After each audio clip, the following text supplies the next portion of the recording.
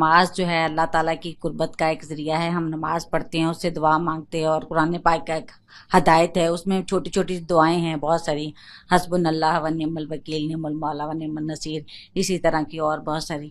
لیکن جب پریشان ہوتے ہیں ہم لوگ کسی بھی وجہ سے، کوئی دنیاوی مسئلہ آ جاتا ہے اولاد کے سلسلے میں یا کچھ چیز میں، تو کسی مشورہ کرتے ہیں کہ بھئی یہ پریشانی کیسے حل ہو، تو بڑے لوگ بھی بتا دیتے ہیں کہ بھئی آپ سورۃ مزمل کو اتنی دفعہ پڑھ کے پانی پہ پھونکیں، یا یہ صورتیں پڑھ کے پانی میں پھونکیں، تو انشاءاللہ تعالیٰ 21 دن یہ وظیفہ کریں تو آپ کا یہ مسئلہ حل ہو جائے گا.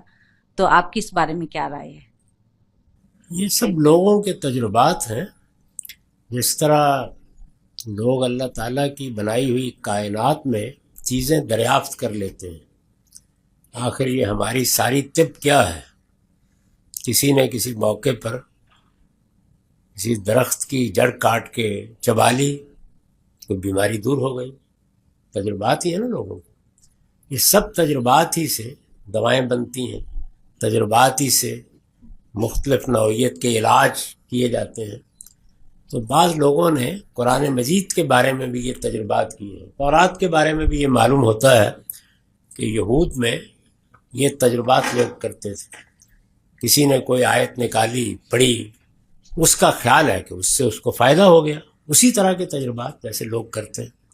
اب دیکھیے نا، وہ اعمال قرآنی کے نام سے ہمارے عہد کے ایک متباہر عالم مولانا اشرف علی صاحب تھانوی کی کتاب ہے، تو اس کے دیباچے میں انہوں نے لکھا ہے کہ ایک بی بی نے آ کے مجھ سے پوچھا کہ میری مانگ سیدھی نہیں نکلتی،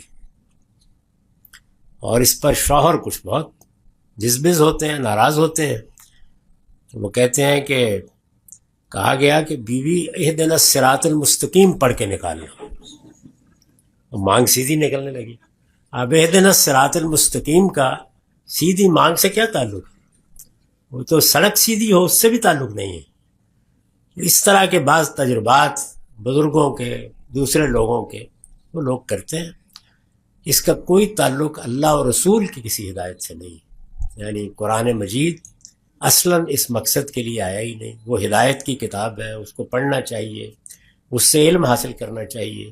آپ نے جو پریشانیوں کی بات کی ہے، میرے نزدیک اس کا نہایت ہی عمدہ نسخہ یہ ہے کہ آپ قرآن کو سمجھ کر، قرآن میں غرق ہو کر تھوڑا وقت لگا کے اس کو پڑھنا شروع کر دیں، تو قرآن مجید اس طرح کی بہت سی چیزیں ویسے ہی ختم کر دے گی، اور وہ خالص علمی اور عقلی طریقے سے ختم ہو جائے گی. بہت سی پریشانیوں کی حقیقت ہی بالکل تبدیل ہو کے رہ جائے گی.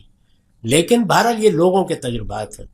میں یہ نہیں کہتا کہ یہ کوئی ناجائز چیز ہے، لیکن یہ کہ تجربات کو لوگوں کے تجربات ہی کے حد تک رکھنا چاہیے.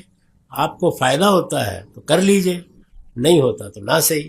ہمارے شاہ ولی اللہ جیسے عظیم عالم نے القول الجمیل میں اپنے خاندان کے ایسے مجربات بیان کر دیے ہیں.